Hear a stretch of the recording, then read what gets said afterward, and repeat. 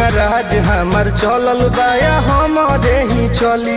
ढेर अइले गइले गुंडा माफिया कतने बाहुबली, केहू के बस के चीज नइखे। इहाँ राज हमार चलल बाया हमारे ही चली। ढेर अइले गइले गुंडा माफिया कतने बाहुबली, मार के गोली बन कदम बोली हरदम ला सुता दे।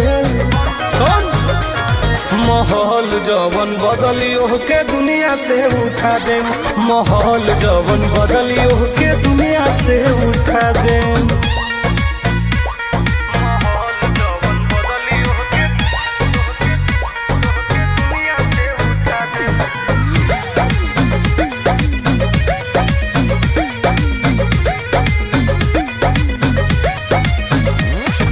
पुलिस प्रशासन सरकार बा